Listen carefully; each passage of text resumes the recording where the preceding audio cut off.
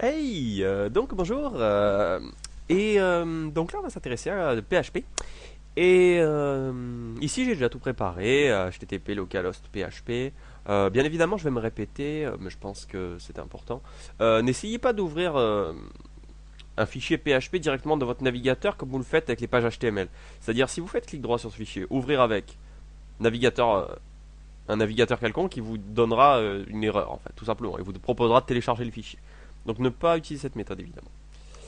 Voilà, enfin vous avez vu la vidéo d'introduction et je pense que j'en ai parlé.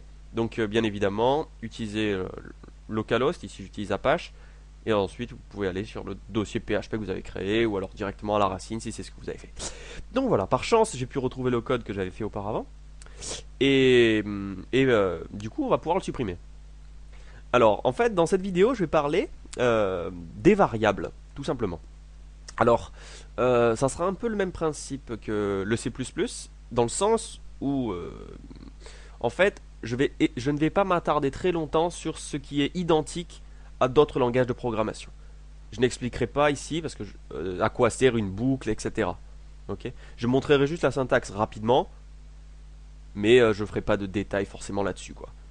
Voilà. Par exemple, pour les grandes lignes, vous connaissez tous le if. Si un événement se produit, faire quelque chose, la syntaxe est la même. Et le while, le for. Bon, la plus grande différence, si vous venez du C, c'est que toutes les variables doivent commencer par un dollar. C'est très important. Ok. Donc ça, c'est une variable. Ok. Et les variables n'ont pas besoin d'être déclarées de manière particulière, quoi. Donc vous pouvez tout simplement mettre un var égale, oups, var égale quelque chose. Ça, non. Par exemple, d'accord.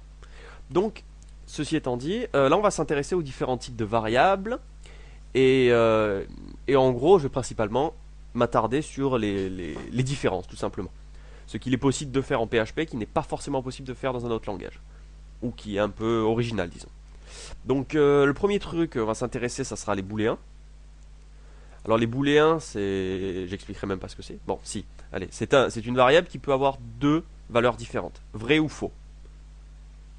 Donc ici on va créer un booléen qu'on va mettre égal à, c'est soit true, soit false. Alors je vous montre les deux. Et ensuite, bah, ici je vais mettre un if, juste pour l'exemple. Et ici je vais mettre dedans un echo affiché. Et ici je vais mettre if bool, tout simplement. On va regarder ce que ça donne. Et ici vous voyez qu'il rentre dans affiché. Alors, un booléen peut soit être soit true, soit false. Alors je montre ici false. Je retourne ici et vous voyez que rien s'affiche. Bien évidemment, le principe est le même du if et du else. Donc ici, par exemple. Ou je vais mettre plutôt ici. Ici. Et là, je vais mettre là. Voilà. Donc vous voyez qu'il rentre ici ou là. Donc ici, je vais... Oups. J'ai pas mis point virgule. Donc ici, vous voyez là, parce que bool est false. Alors, la syntaxe utilisée pour false et true ne sont pas sensibles à la casse. Ça veut dire qu'en fait, vous pouvez écrire, si vous voulez, false, tout en capital, ça marchera toujours. Ou alors la première lettre en majuscule et les restes comme ça, c'est pareil. Ou alors vous pouvez faire des trucs exotiques du style comme ça. Voilà, le résultat sera le même. D'accord. Pareil pour true, bien évidemment. Alors, donc vous avez les booléens qui peuvent être utilisés. Ça, c'est donc un petit peu particulier. Et donc on va enchaîner. Et je vais vous parler des chaînes de caractères. Alors, ça c'est intéressant parce que en fait, son utilisation est beaucoup plus simple que dans le C par exemple. Alors je vais vous montrer. En fait, déjà, les chaînes de caractères peuvent être affichées directement à l'écran, comme je vous ai vu avec la chaîne echo. Chaîne de caractères à afficher à l'écran. D'accord, etc. Vous pouvez utiliser les doubles guillemets ou les simples guillemets. La différence étant que vous ne pouvez pas afficher directement, si vous voulez, des valeurs avec des simples guillemets. Alors je vais vous montrer. Je vais créer une variable qui s'appellera Bob. Et en fait, si je fais echo var, ou plutôt mon nom et... Je vais mettre Björnulf alors, sinon ça n'a pas trop de sens. Björnulf, mon nom est Björnulf, enfin mon nom est var, on va voir ce que ça va donner. Et ici vous voyez mon nom est Björnulf, d'accord. Par contre si je mets des simples guillemets, à la place des doubles guillemets, il va afficher mon nom et $var. D'accord? Ok. Euh, donc ensuite, pour la concaténation de chaînes de caractères que vous affichez à l'écran, vous pouvez utiliser le point. C'est-à-dire que ici, je vais essayer de garder les simples guillemets et je vais essayer d'afficher les variables. En fait, vous pouvez considérer ça en plusieurs chaînes de caractères. C'est-à-dire que, on va dire que la première chaîne de caractères, ça va s'arrêter ici. Et ensuite, avec le point, je vais concaténer la valeur de var. Et je vais encore y concaténer. En fait, je voulais concaténer un point. D'accord? Donc, en fait, il y a trois chaînes de caractères. Celle-là. Avec le point, je vais y rajouter ça. Et avec ce point-là, je vais y rajouter ça. Alors, on va voir ce que ça va donner. Ici, vous voyez, mon nom est Björnulf. Si j'enlève tout ça, en fait, je vais juste perdre le point à la fin de la ligne. D'accord? Donc, pas mélanger le point ici, qui est une chaîne de caractères, et le point ici, qui est le symbole utilisé pour concaténer les chaînes de caractères, pour les enchaîner d'une certaine manière. Ok? Donc, vous avez les chaînes de caractères que vous pouvez utiliser comme ça. Donc, des chaînes de caractères créées à la volée, et ici une variable, qui est une chaîne de caractères. D'accord? Maintenant, il y a beaucoup de choses qu'on peut faire dans une chaîne de caractères. Alors, je vais revenir sur un truc plus standard.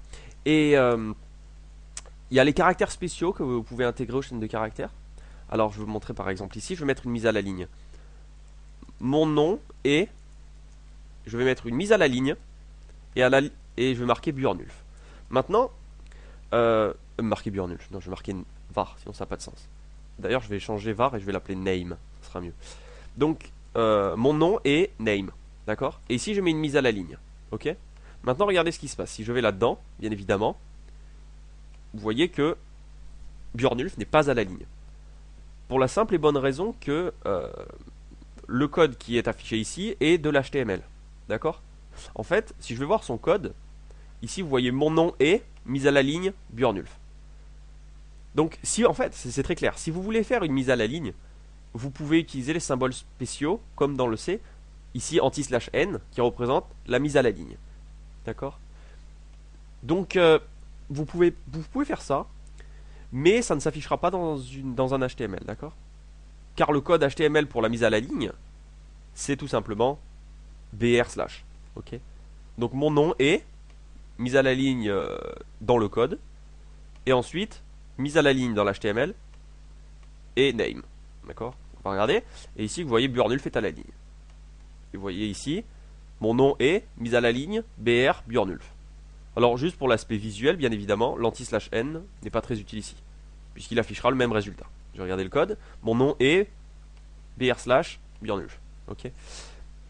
Donc voilà, vous pouvez utiliser bien évidemment, bien faire la différence entre un anti/n et un br, quoi, qui représente l'un dans le code source.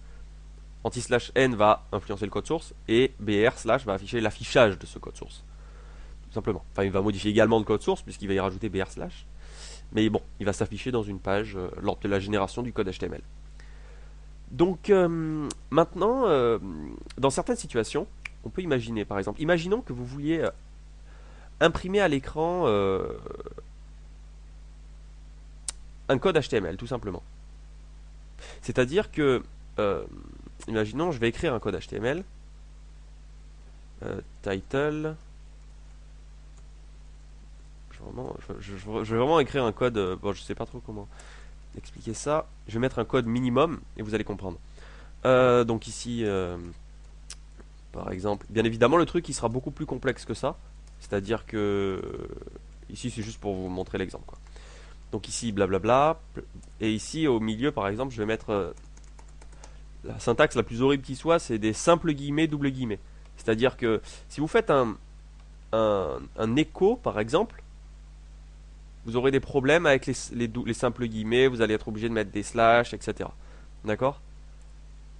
Donc en fait, ce que vous pouvez utiliser c'est une syntaxe particulière qui est très très utile lorsque vous avez énormément de choses, soit énormément de lignes, et vous n'allez pas mettre un écho pour chaque ligne que vous pouvez mettre ici. C'est-à-dire ici, je vais utiliser donc une syntaxe particulière, Et je vais tout simplement le stocker dans une variable pour l'instant. Et ensuite, je vais afficher cette variable. Donc cette variable, elle va s'appeler str, comme string en fait, une chaîne de caractères quoi. Et ici, je vais mettre str, et au lieu de lui donner une valeur directement, je vais mettre égal, 3 symboles inférieurs, et stop here. Ou plutôt stop ici. Et en fait, je vais pouvoir mettre à la fin, là où j'ai envie que la chaîne de caractères s'arrête, c'est-à-dire ici, je vais mettre stop ici, point virgule. Et en fait, il va mettre tout ce qu'il y a entre stop ici et stop ici. Tout ça, il va le mettre à l'intérieur de str. Quels que soient les caractères spéciaux utilisés. Donc on va regarder.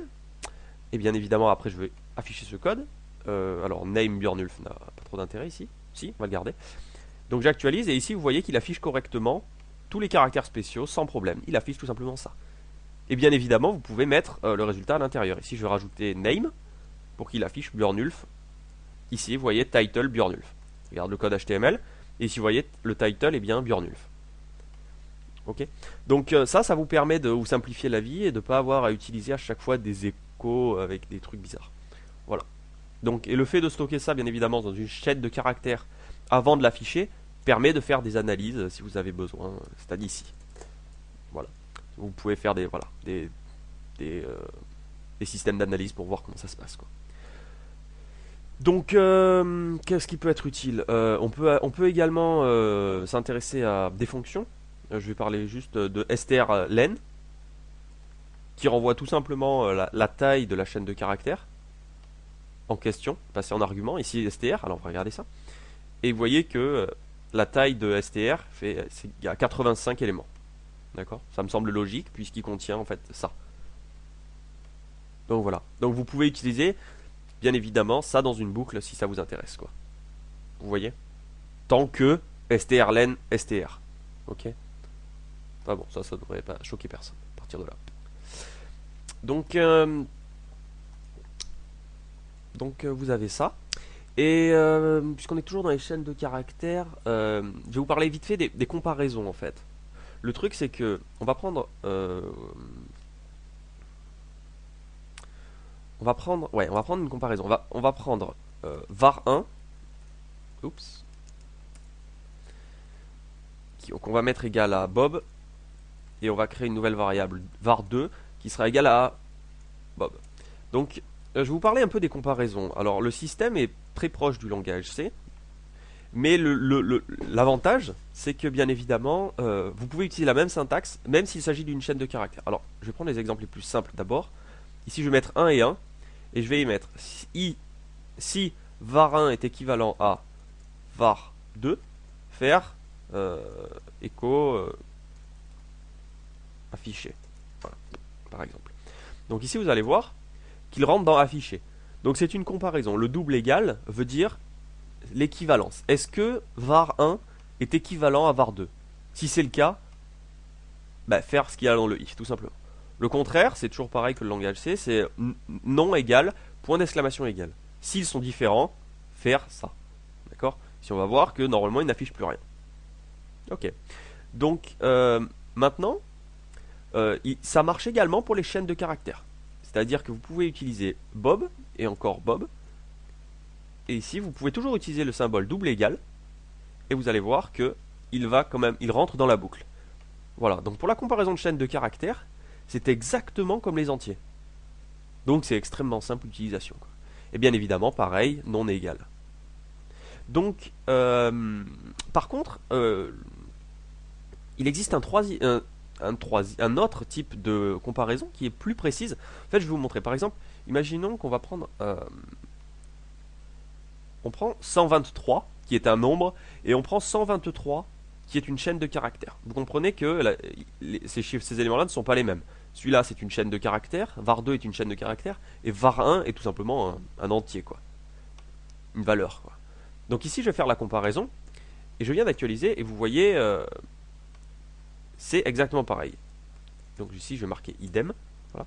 Et ici, vous voyez qu'il rentre dans idem. Parce que pour lui, avec le symbole double égal, pour lui, une chaîne de caractères 123 et le chiffre 123, c'est pareil. D'accord? Donc en fait, il fait tout simplement... voilà, PHP s'occupe tout seul de modifier le type des données et pour simplifier la vie de tout le monde. Maintenant, si vous voulez véritablement savoir si c'est strictement d'une certaine manière identique, vous pouvez utiliser le triple égal. Et ça veut dire, est-ce que c'est exactement la même chose? Donc, je vais aller ici, je vais réactualiser, et ici, vous voyez, plus rien ne s'affiche. Parce que l'un est un entier, et l'autre est une chaîne de caractères. Comme j'ai utilisé le triple égal, il ne rentrera pas là-dedans. Si j'en change l'un des deux, celui-là, je vais le mettre une chaîne de caractères, et l'autre, ça sera également une chaîne de caractères, je reviens, et il me dit idem. Il re-rentre dans la boucle, tout simplement. Donc, et bien évidemment, le contraire, c'est non égal égal. Ok. Donc, voilà. Je pense que ça suffit pour cette vidéo. Et dans la prochaine, on va parler principalement des tableaux, tout simplement. Parce que la syntaxe est très différente des autres trucs que vous avez déjà vus. Donc voilà, j'espère que ça vous a plu et que j'ai pas été trop rapide sur ce coup-là. Mais comme il y a beaucoup de choses à parler et que j'ai pas trop envie de décrire tout, voilà. Donc à la prochaine.